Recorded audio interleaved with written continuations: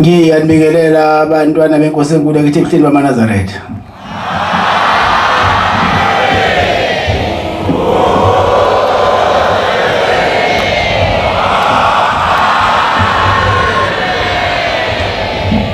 Inkonzo yesabatha lasemini siphathelwa umvangeli uNhlabathi wakhona lapha ekhaya inkosi imbusise.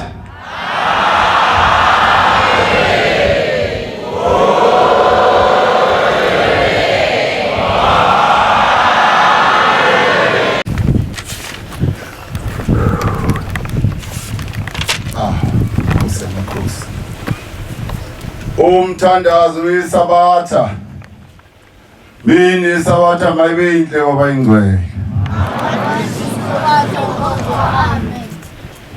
Kusemakhosi ngicela ubaba umshumayeli uButhelezi wasethula sizangelekelela ngomthandazo wesabatha. Amen. Lo somthandazo wesabatha yesihlabelelo senkumbuzo yezizukulwane senkumbuzo yokuzila inkumbuzo kaNkulunkulu. Bongenu Jehova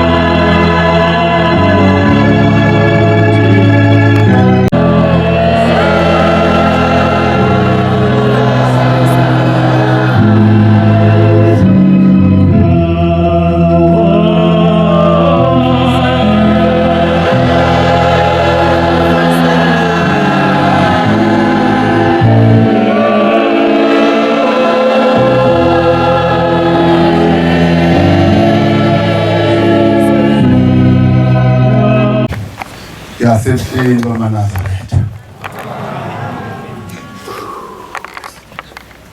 Ngiyabingelela ezulwini. Phinde ngibingelele nasemakhosini nabondlunkulu nabafundisi bonke abakhona lapha kulomuzi ngegama lenkosi. Amen. Bayingcwele sisendabeni enkulu yokumenywa kwethu. Simenyiwe bayingcwele eindaweni zethu lapho siyesihlale khona nalapho ezivamba khona ngalolu suku lwesabatha. Kodwa umenzi wezulu nomhlaba omi phambi kwethu simemile bayingcwele. Ngingibuzeke ngingedwa ukuthi uma kunje ukhona yini umuntu ogquthiwe wathi hamba uyobamba isabatha noma kuvuma inhliziyo zethu. Sonke ngoba silasizwe izilonyaze kwathiwa ubaba usefikile.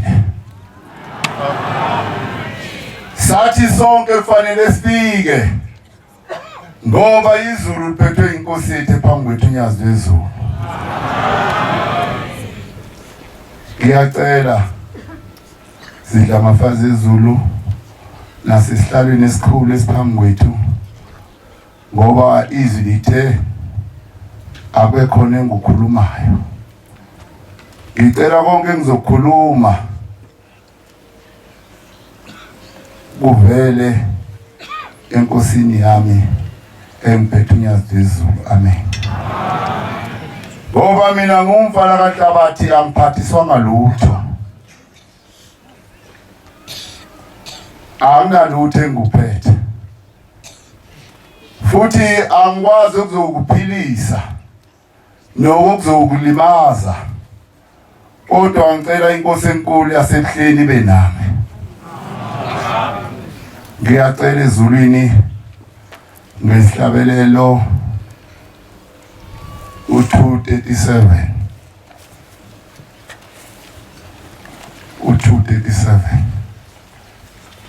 uba izulwini ngiphiwa amazwi ngoba sengicelile ezulwini ukuthi ngiphiwa amazwi. Ngiyathanda mina ukukhonza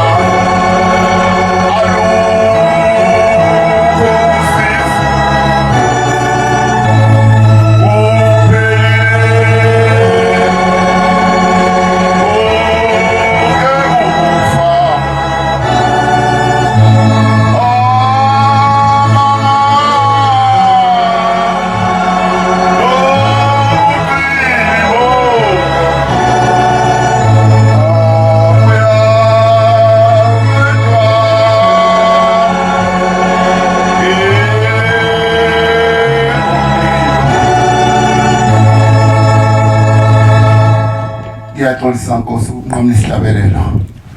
Kodwa ngithi mangisihlabelela lesihlabelelo singinike ithemba.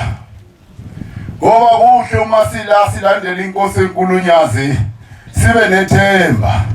Amen. Futhi leli themba ungancikisi komunye umuntu. Ungathi le themba ungalibeka kuwe ngoba indlela ngolunye usuku ubihamba uwedwa. Yawube ngasekho umntana wakho ngasekho ubani. Bese ngicabanga ukuthi konje mawula ugquntshiwe kuthiwa wozohlala la noma wozobona unyazi. Wesuthi kodwa ngiyemfisa ukuthi ucabanga ngokodwa. Ngiyahamba ngingedwa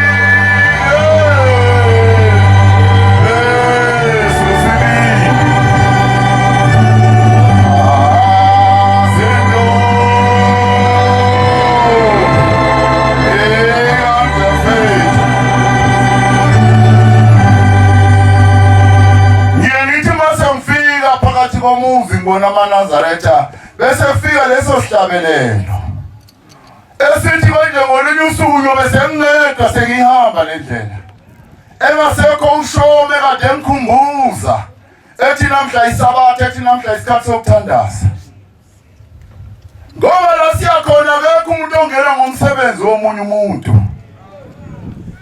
nalowo muntu ongena ngomsebenzi wakhe. Safundiswa abantwana abahle basezulwini ukuthi le nkonzo lo inkonzo yokuthula futhi inkonzo engayona inkonzo yokuxabana inkonzo yokuthula kuthi mangabe usufikile bese uthula unako kwakho ingcengele nawe eyakhe inhliziyo bese uyinamathelisa uthi Nkosi njengoba ulapho uhlezi isitezi kaseminye babuya ngibona na Ngokunjani umuntu ohleze ekhuzwa noma usukhuzwa kuthiwa ishiye leyo ndlela uthi angisuki. Ngithi mangifika ngithi ngeke sikhuze umuntu oyiNazaretha. Ngoba labazobuka nobukhosi obuhle kangaka obukhazimula ngaphezu kwezulu nako konke nomhlaba awulutho ngaphambi kwalokho esikubonayo. Bese uyakhuzwa. Ngonjani umuntu okhuza ngezwa? Ake ngisondezele ubhono nimnikeze umbhobho bafowethu. Ngicela ngigijimele nje eBhayibhelini. Ukho sambe sokuthenga senze ukuthi sifune ukuzwa. Nkosi yami uyabathanda abantu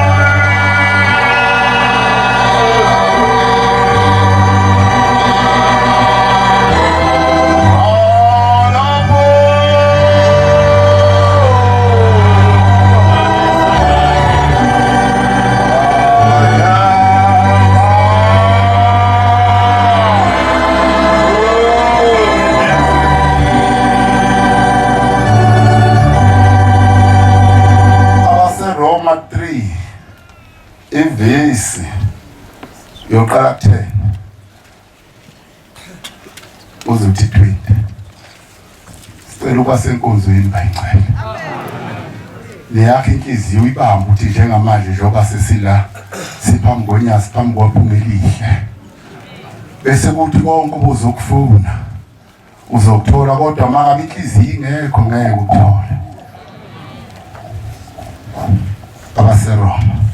Roma 3 verse 10 njengokulotshiweyo ukuthi ithi le verse njengokulotshiwe ukuthi kakho olungileyo noyedwa ithi le verse akakho umuntu olungileyo noyedwa inkosi yamaNazaretha kuphela elungile kakho oqondayo ithi njengoba sila ngabo umuntu oqondayo kakho ofuna uThixo ngabo umuntu oqondayo abantu abaningi abamfuni uThixo bethukile bonke ukuze kuthi abantu abamfuni uThixo akekho umuntu ofanele ngalesikhathi sanamhla ukuyakhuzwa bonakele kanye onjani umuntu okhuzwa ungangishiyi mfowethu bengenzela ukuthi ngizokuthithisa ungangishiyi hamba kahle yebo ungagijimi mfowethu awuphindele bethukile bonke abantu abaningi badukile bonke bonakele kanye abantu namhla bonakele kakhulu akekho wenza okuhle ngabe namhlanje njengoba sila inkozeni akekho umuntu ozohamba asakhubene nomunye umuntu wena ungakuphi yakhe inhliziyo kuphi akekho noyedwa akekho noyedwa funda ba imphimbo wabo yebo uyithuna elivulekileyo ukhona umuntu okuvimbelayo uthi uhlangana naye endleleni uthi umkhomba indlela okuyiyo eyongimikisa ezulwini athi umuntu woza la edokodweni ngizokusiza mina pho kanti boyapi uma unamandla la athi umuntu woza ngakimi ngiphethe into ethize woza ngizokusiza kanti boyapi uma unamandla wena bakhohlisa ngezilimi zabo uma ukwazi kwenza ibhizinisi lakho yini ungahlala ekhaya waze ufika lapho esethe khona ushembe usimemile wathi asize lapha sizodumisa wese uyafika wena abantu abangaka ake nizi business labantu abalapha ngabonyasi simenyiwe dinaso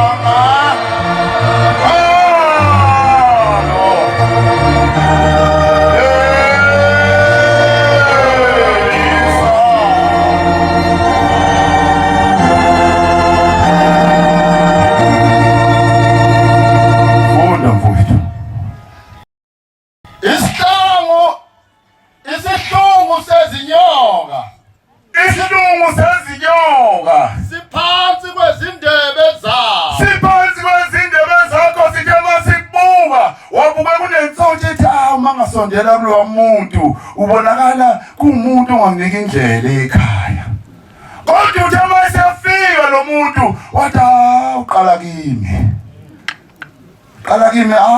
bese siyakhohliseka abayingcwele siyazi ukuthi njoba sizoyibika ku onyazini wezulu ubani umuntu ongathi mina nginamandla oza kimi ngoba namandla onke ukhona phambi kwethu siyambona ubalike lozothi mayekutshela usuzwisi lakhe uthi angeke ngayi qala kimi uzofunani mangabe unamandla nawe hlala kwakho phela ngoba unamandla uzumlalele uthi uzwa olwimini lakho uthi hayi akulona ulimi lomuntu okholwayo lo.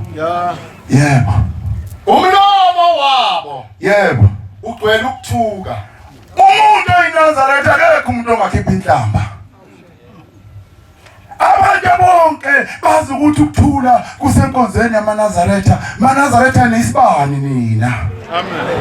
Kodwa kungakubi uma sithi kuyalandelwa kuthiwa iNazaretha likhipha inhlamba. Sifundisiwe thina ukuthi uyinkonzo yala ekhaya yokuthula noxolo. Izinyawo zabo zishesha ukuphalaza igazi. Njengoba singamaNazaretha sila make ngakuthinta kabi bese ucabanga ukuthi ikhona into yami engqulwini. SisengamaNazaretha. Ukuchitheka nosizi kusezindleleni zabo. Yebo. Indlela yokuthula abayazi. Kusiyama. Ukumesaba uThixo akukho phambi kwamehlo abo. Ayiningi mfowethu engivusela usisi. Ngoba angicabanga ukuthi ubaba mayiphambi kwethu angakakhuluma athi khona into engiphethe kabi ekubeni sazi ukuthi singoba singamasotshonyazi. Awuma singamasotshonyazi asenzeni ukuhamba kwethu kube kuhle phambi konyazi. Amen. Kodwa kukhona engengubuke ukuthi manje umuntu othi akekho uNkulunkulu phambi kwakhe ungamyala yini umuntu osho kanjalo na? Ithi incwadi engiyifundise edeleni sithi akekho uNkulunkulu. Oyifunde ahlakaniphile. Awugijima bahlakaniphile mfowethu. 53 verse 1. Nkosi yami ungithanda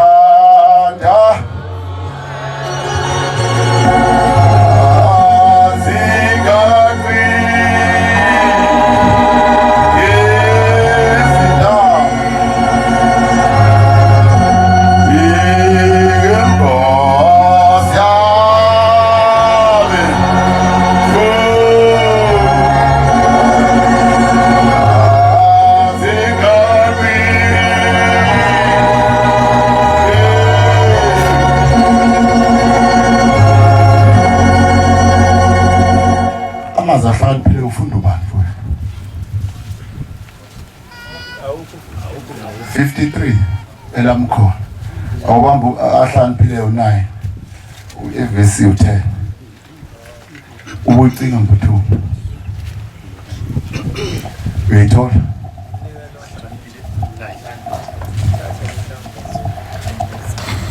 Uqala ngokuhlakanipha. Uqala ngokuhlakanipha. Ukumesaba uJehova. Njengoba silapha ngemibuzo uthi njengoba sesivumile sithi thina sesihlakaniphile sesihlukanisile siyalisaba inonyazi na. Nokwazi okuyingcwele. Ithi le ncwadi engifunda umuntu mayesathi uhlakaniphile fanele ahlukanise azi ubungcwele. Kungukuqonda. Ngoba umuntu owazi ubungcwele umuntu owazi uqonda. Ngihlupheke bafowethu utholile. Yebo. Ihlabelelo 53 verse 1. Isibula sithi enhlizweni yaso amukho uThixo. Ungagijimi mfowethu akusho mina ngiyaxolisa bantwana benkosi. Besizela ngokuthi sifuna indlela ekhaya.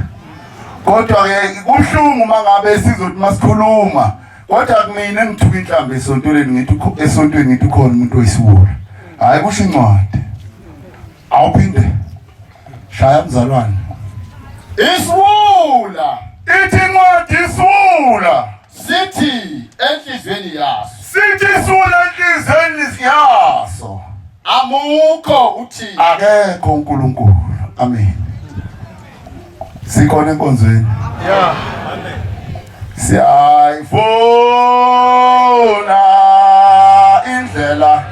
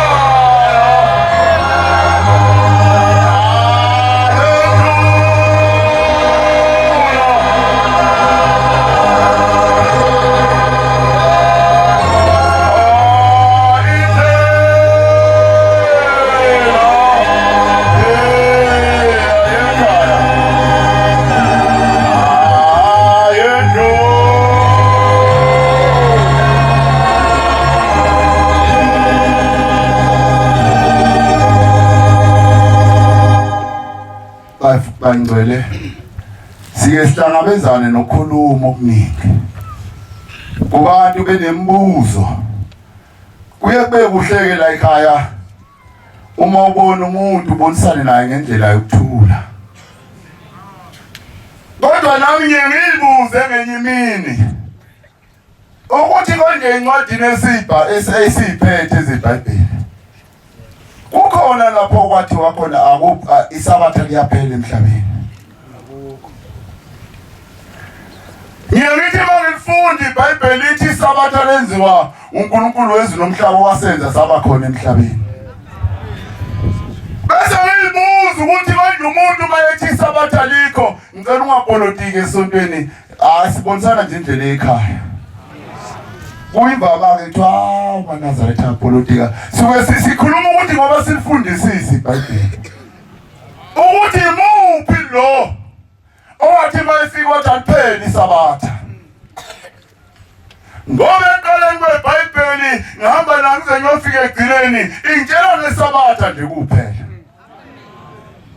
wathi uhambe mayifika phakathi kwethu wathi mina emhlabeni ngiyohloba ngesabatha sathi masivule imbhalo yafakaza athi isabatha kuyilo awufunda uGenesis 2 ngeke ngihambe nje nawe bese ngifuna lapha ezothi khona lapha isabatha awufunde uGenesis 2 uyiqala evesini eqaleni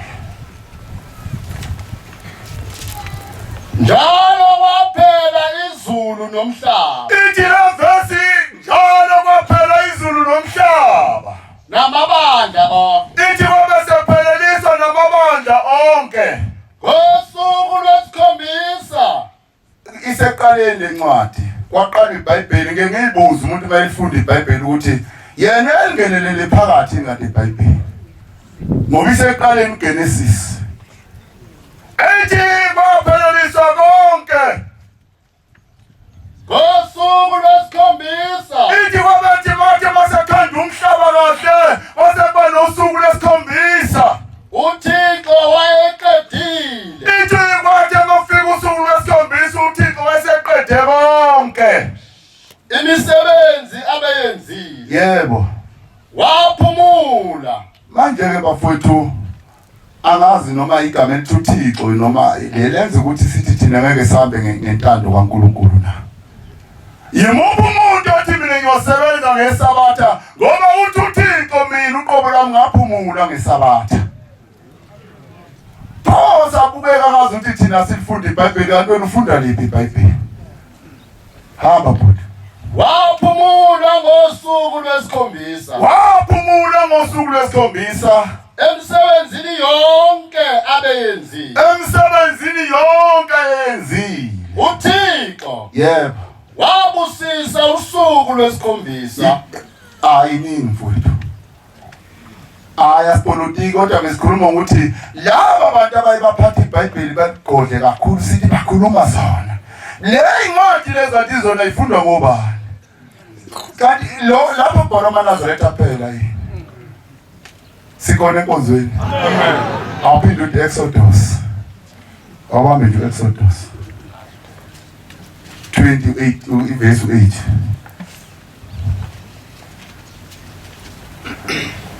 Exodus khumbula usuku lwesabatha awuvule yakho nawe mzalwane ngoba vele lo mfana kaNhlabathi yapolitika nawe ivule yakho bese udabula leli page ithi la vesi khumbula lolu suku njengoba siguqile lapha sikhumbula lo suku lesabatha uligcine kodwa njengoba sikhumbula sigcine lube yingcwele kodwa lolu suku lesabatha sibenze libe ngcwele wosebenza insuku eziyisithupha yingakho thina uManazaretha siphoqelelekile ngoba thina siyamthanda uNkulunkulu phambi kwethu amen yingakho silapha sigobile noma ilanga lishisa kodwa siyazi ukuthi la sicaba indlela ekhaya ayiningi mfowethu iningi yalithanda ngobulizwa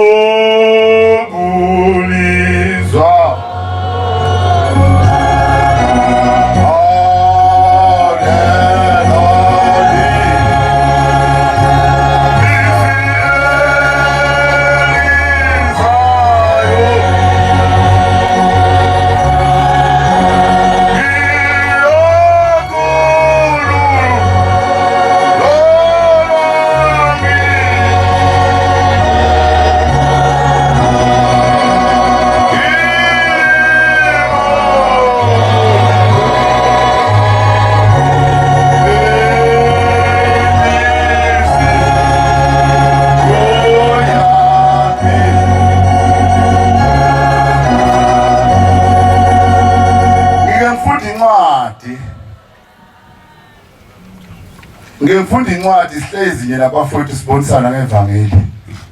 Abafundisi nje sinabo. Ngibathole phakathi eItradini. Bamisa amathende.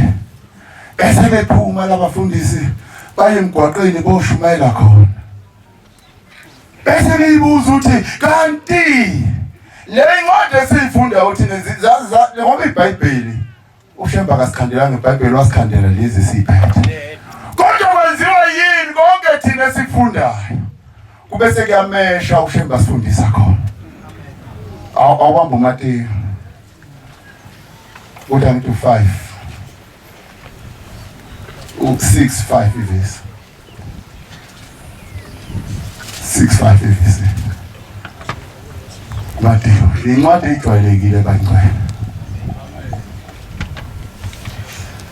Kepha wena, Ithi la vesi kepha wena. lapho ukhulekayo, Awuhambe kahle mfowethu angipolitiki. Ithi kepha wena lapho ukhulekayo. ngena endlini yakho, Ithi ngena endlini yakho. uvale umnyango Esuthi wakho, mongena endlini yakho uvala umnyango. ukhuleke kuyihlo Esukhuleka kuyihlo. osekusithekeni. Osekusithekeni. Awuhambe kahle impela khona lapho. Qala ke manje. Gothi Ukhona. kuyihlo Ukhona. Ithi kothi kuyihlo. obonayo Uyihlo obonayo. ekusithekeni, Lapho kusitheke khona. akuveze obala. Ininga. Ngiyabona begijima beya phakathi kwemgwaqo bathi nalizwi uthi uma uthalandela hayi ake sifunde phela mzalwane wena wafunda nje le eqondene nawe kuphela kanti ajampelwa namanye amavesi. Ngeke ngiyibuze nje bafowethu. Ngeke ngiyibuze ukuthi ijampe bese siwajampa kanjani. Ngoba le yami incwadi ekuqaleni kwayo izofika egcineni ngitshela ngesabatha. Kodwa asiyilungise ngaNazaretha masiphambi konyazi. Sihlezi sikhona phambi konyazi ngokuhlonipha. Ngoba thina sifundisiwe ezihlabeleleni zamaNazaretha siye sifunde. Zithi asofundisa kahle. Nezingane zethu lokho asihamba nezingane la. Size umnikazi waso. Wena mawuvalele yakhe ingane endlini. Yathi mawuhambe emhlabeni. Izosala inintando kaShembe na. Ngoba wena yakhe ingane ifundiswe wena phela awuyilethe phela nathi sitshele ingane ukuthi la kusekuphileni. Wayivalela yonke yakhe ingane endlini izotshelwa ngani ngoba isikwehlulile phela. Sisuka khona nathi ingane.